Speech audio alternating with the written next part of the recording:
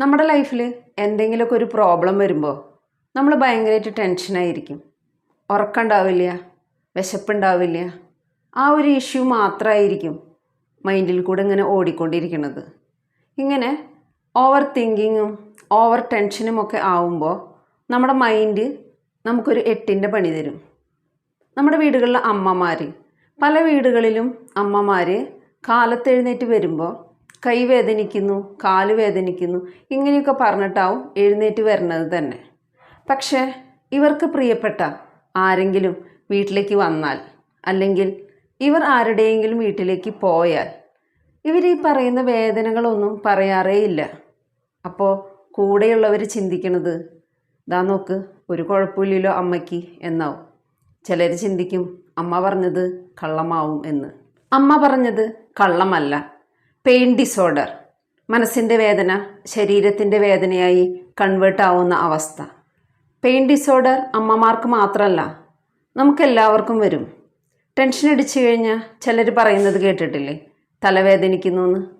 ചിലർക്ക് കാല് വേദനിക്കും, ചിലർക്ക് കൈവേദനയാവും. നിങ്ങൾ എത്ര പെയിൻ കില്ലർ കഴിച്ചാലും, നിങ്ങൾ ഏത് ഡോക്ടറെ കണ്ടാലും ആ വേദന മാറില്ല.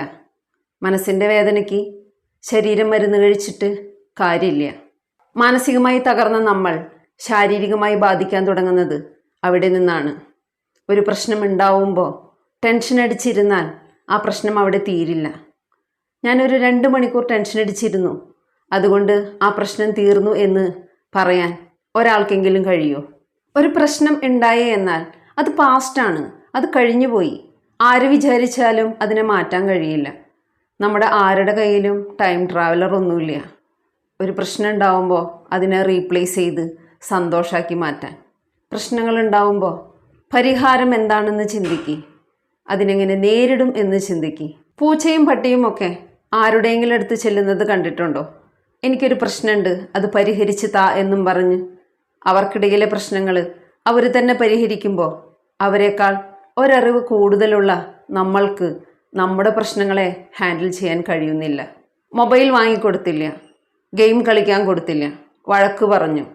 കുഞ്ഞുമക്കൾ ആത്മഹത്യ ചെയ്യാനുള്ള കാരണങ്ങളാണ് ഈ കേൾക്കണത്. കുഞ്ഞു കുഞ്ഞു പ്രശ്നങ്ങളെപ്പോലും നേരിടാനോ അംഗീകരിക്കാനോ ഉള്ള മനക്കരുത്ത് ഇന്നത്തെ ജനറേഷന് ഇല്ലാതെ പോയി. നാളെ മക്കളുടെ ജീവിതത്തിൽ ഒരു പ്രശ്നം വരുമ്പോൾ സാരമില്ല, വിട്ടുകളയടാ എന്ന് പറഞ്ഞ് തോളോട് ചേർത്ത് നിർത്തണമെങ്കിൽ നിങ്ങളാദ്യം മെൻ്റലി സ്ട്രോങ് ആവണം. പ്രശ്നങ്ങൾ വരുമ്പോൾ തളർന്നിരിക്കുന്ന അച്ഛനമ്മമാരെ കണ്ടല്ല, ആ പ്രശ്നത്തെ ചങ്കൂറ്റത്തോടെ നേരിടുന്ന അച്ഛനമ്മമാരെ കണ്ടാവണം മക്കൾ വളരേണ്ടത്. മനക്കരുത്തോടെ മക്കളെ വളർത്തേണ്ടത് അച്ഛനമ്മമാരുടെ ഉത്തരവാദിത്തമാണ്. നിങ്ങളായിരിക്കണം അവരുടെ റോൾ മോഡൽ. ബിൽഡിംഗ് സ്ട്രോങ് ആവണമെങ്കിൽ ബേസ്മെൻറ്റ് സ്ട്രോങ് ആവണം. നമ്മുടെ മക്കൾ നമ്മൾ പറയുന്നത് കേട്ടല്ല വളരുന്നത്, അവർ നമ്മളെ കണ്ടാണ് വളരുന്നത്. 2 ചെടി വാങ്ങിയിട്ട് വന്ന് ഒന്ന് വീടിനകത്തും മറ്റൊന്ന് വീടിൻ്റെ പുറത്തും കുഴിച്ചിട്ടു. 5-10 വർഷം കഴിയുമ്പോൾ വീടിനകത്തെ ചെടി ഒന്നുകിൽ ഉണങ്ങിപ്പോയിരിക്കും, അല്ലെങ്കിൽ അതിൻ്റെ വളർച്ച മുരടിച്ചിരിക്കും. വീടിൻ്റെ പുറത്തെ ചെടി വളർന്ന് പന്തലിച്ച് ഒരു വലിയ മരമായി മാറിയിട്ടുണ്ടാവും. അതിന് കാരണം കാറ്റും മഴയും വെയിലും എല്ലാം ആ ചെടി നേരിട്ട വെല്ലുവിളികളായിരുന്നു. എല്ലാ പ്രതിസന്ധികളെയും നേരിട്ടതുകൊണ്ടാണ് ഇന്നത് ശക്തനായ ഒരു മരമായി മാറിയത്. പ്രതിസന്ധികളെ എത്രത്തോളം നമുക്ക് നേരിടാൻ കഴിയുന്നോ അത്രത്തോളം നമ്മളും മനക്കരുത്തുള്ളവരായി മാറും. ചില റിലേറ്റീവ്സ് ഉണ്ട്, നമുക്ക് അവരോടോ അവർക്ക് നമ്മോടോ പ്രത്യേകിച്ച് ദേഷ്യമൊന്നും ഉണ്ടാവില്ല. പക്ഷേ നമ്മുടെ വീട്ടിൽ അവർ താമസിക്കാൻ വരുന്നത് നമുക്കത്രയ്ക്ക് ഇഷ്ടമുള്ള കാര്യമല്ല. പ്രശ്നങ്ങളെയും അതുപോലെ കണ്ടാൽ മതി. പ്രശ്നങ്ങൾ വരട്ടെ, അതുപോലെ തന്നെ ഇറങ്ങിപ്പോണം. ഇവിടെ താമസിക്കാനുള്ള അനുവാദം നിങ്ങൾക്കില്ല. ബന്ധുക്കളോട് നമുക്കിങ്ങനെ പറയാൻ പറ്റില്ല, പക്ഷേ നമ്മുടെ പ്രശ്നങ്ങളോട് നമുക്കിങ്ങനെ പറയാൻ പറ്റും. ഒരു സന്യാസിയും ശിഷ്യനും കൂടി ഒരു ഗ്രാമത്തിലേക്ക് പോവാണ്. ഒരു പുഴ മുറിച്ച് കടന്നു വേണം അവർക്ക് ആ ഗ്രാമത്തിലെത്താൻ. പുഴയുടെ അടുത്തെത്തിയപ്പോൾ പെട്ടെന്ന് പുറകിൽ നിന്നൊരു ശബ്ദം. അവർ തിരിഞ്ഞു നോക്കിയപ്പോൾ അതൊരു സ്ത്രീയാണ്. ആ സ്ത്രീ പറഞ്ഞു, ആ കാണുന്ന ഗ്രാമത്തിലാണ് എൻ്റെ വീട്. എൻ്റെ കുഞ്ഞിന് സുഖമില്ല, മരുന്ന് വാങ്ങാൻ വേണ്ടിയാണ് ഞാൻ ഇങ്ങോട്ട് വന്നത്. ഞാൻ വന്ന വഞ്ചി ഓട്ട വീണു. ആ വഞ്ചിയിൽ ഇനി മറുകരയിലേക്ക് പോകാൻ സാധിക്കില്ല. ഈ പുഴ കടന്ന് അക്കരയെത്താൻ സ്വാമി എന്നെ സഹായിക്കണം.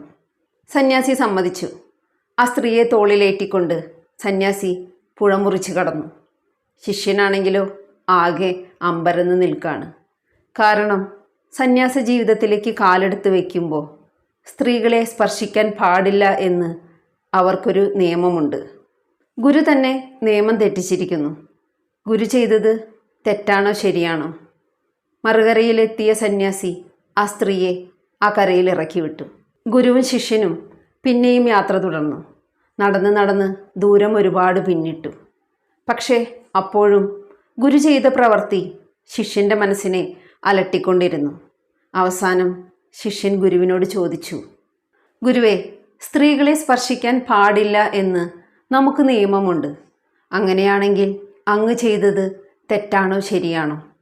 ഗുരു ചിരിച്ചുകൊണ്ട് ശിഷ്യനോട് മറുപടി പറഞ്ഞു, നമ്മളൊരാളെ സഹായിക്കുമ്പോൾ അത് പണക്കാരനാണോ പാവപ്പെട്ടവനാണോ സ്ത്രീയാണോ പുരുഷനാണോ എന്ന് നോക്കാൻ പാടില്ല. നമ്മൾ സഹായിക്കുന്നത് ദൈവത്തെയാണ് എന്ന് വേണം കരുതാൻ. ഗുരുവിൻ്റെ മറുപടിയിൽ ശിഷ്യൻ്റെ മനസ്സ് ശാന്തമായി. തെളിഞ്ഞ മുഖത്തോടെ നിൽക്കുന്ന ശിഷ്യനെ നോക്കി ഗുരു പറഞ്ഞു, നമ്മൾ കടന്നു വന്ന വഴിയിൽ ഒരു മയിൽ പീലി വിരിച്ച് നൃത്തമാടുന്നുണ്ടായിരുന്നു. അത് നീ കണ്ടില്ല. ഒരു കുരുവി അതിൻ്റെ മക്കൾക്ക് ഭക്ഷണം കൊടുക്കുന്നുണ്ടായിരുന്നു. അത് നീ കണ്ടില്ല. കാട്ടാനകൾ കുഞ്ഞുങ്ങളോടൊപ്പം കൂട്ടം കൂട്ടമായി ഈ പാത മുറിച്ച് കടന്നുപോയി. അത് നീ കണ്ടില്ല.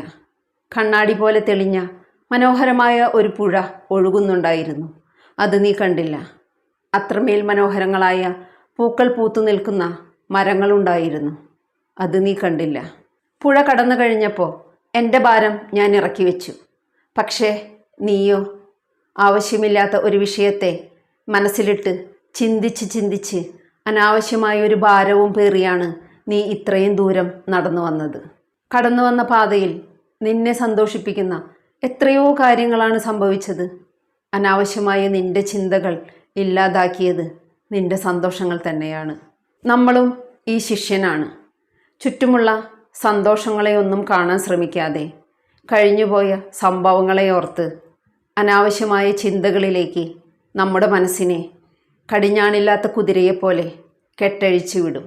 എന്നിട്ടോ മാനസികമായും ശാരീരികമായും തകർന്നു പോയ നമ്മൾ ആർക്കോ വേണ്ടി ജീവിതമിങ്ങനെ ജീവിച്ചു തീർക്കും. മരിച്ചുപോയ ഇന്നലകളെ പുനർജനിപ്പിക്കാൻ നിൽക്കാതെ നിങ്ങളെ തേടി വരുന്ന പ്രശ്നങ്ങളെ ചങ്കുറപ്പോടെ നേരിടാൻ മനസ്സിനെ പറഞ്ഞു പഠിപ്പിക്കുക. അനാവശ്യമായ ചിന്തകളിലേക്ക് മനസ്സിനെ അലയാൻ അനുവദിച്ച് നിങ്ങളുടെ ചുറ്റുമുള്ള സന്തോഷങ്ങൾ നഷ്ടപ്പെടുത്താതിരിക്കുക.